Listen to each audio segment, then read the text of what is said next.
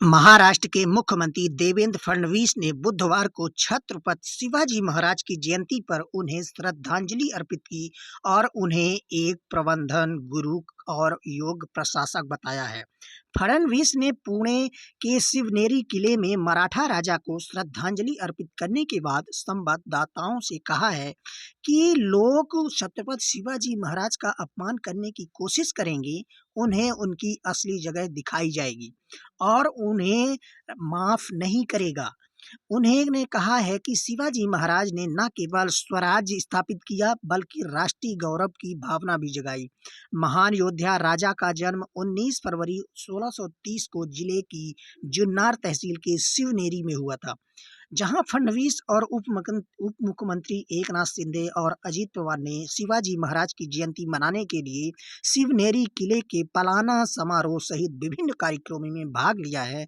वहीं मराठा राज्य के 395वें जन्मदिवस समारोह में भाग लेने के लिए बड़ी संख्या में उनके अनुयायी भी किले में एकत्र हुए थे।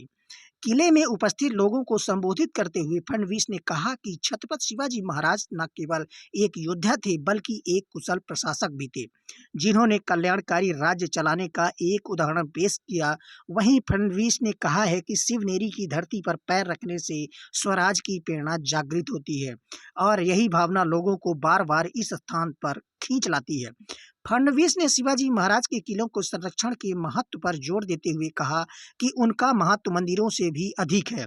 उन्होंने कहा कि हम इन किलों को संरक्षण को सुनिश्चित के लिए अथक प्रयास कर रहे हैं और इन सभी स्थलों से अतिक्रमण हटाने के लिए एक टास्क फोर्स बनाई गई है।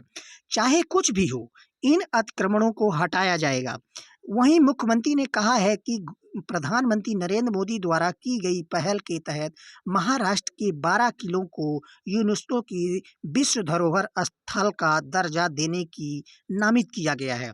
उन्होंने कहा है कि आने वाले दिनों में मंत्री आशीष शेलार के नेतृत्व में महाराष्ट्र सरकार की एक टीम पेरिस में यूनेस्को के कार्यक्रम में इन किलों को अनुकरणीय वास्तुशिल्प के रूप में प्रस्तुत करेगी।